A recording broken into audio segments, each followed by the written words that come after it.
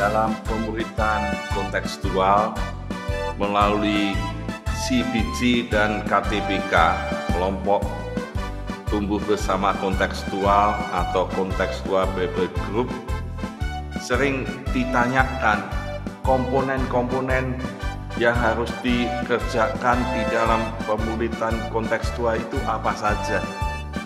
Yang pertama, adanya guru pendidik.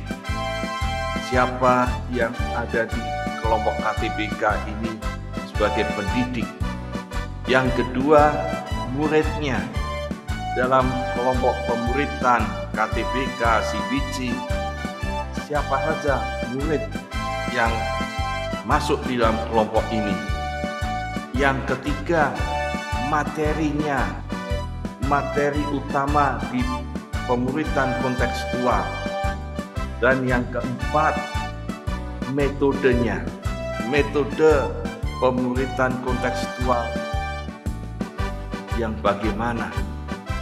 Yang kelima, adanya kurikulum, perencanaan yang holistik, komprehensif di dalam pemuritan kontekstual. Dan yang ketujuh adalah sarana dan prasarana.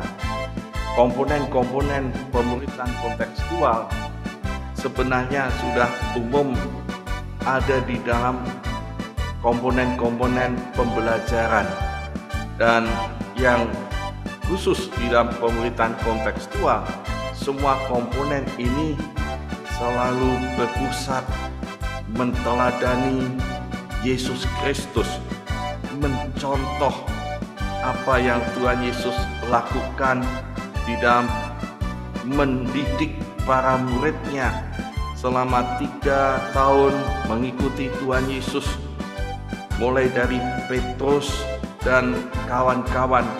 Dia ada di dalam satu kelompok pemuritan yang menjadi guru sang agung, yaitu Yesus Kristus. Dan ini yang patut diteladani di dalam pemuritan kontekstual.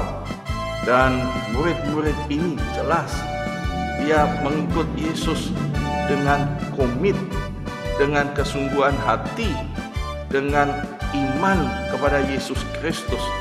Dan materi utama, karena Yesus Kristus adalah sang firman itu. Yesus Kristus adalah Allah yang menjelma menjadi manusia, yang berkata, yang bertindak, dan dia memang adalah kebenaran itu sendiri.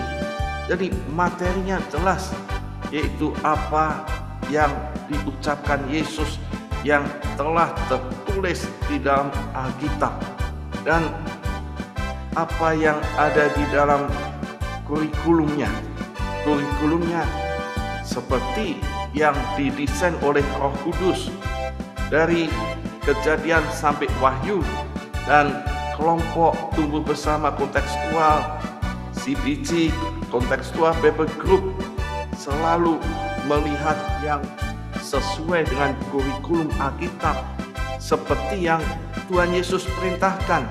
Dan itu kurikulumnya dan metodenya. Kita melihat apa yang terjadi di dalam relasi Yesus dengan para muridnya.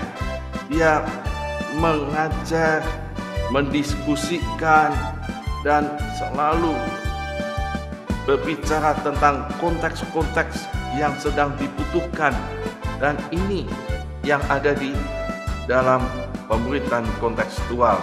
Dan sarana prasarananya kita bisa melihat dikembangkan.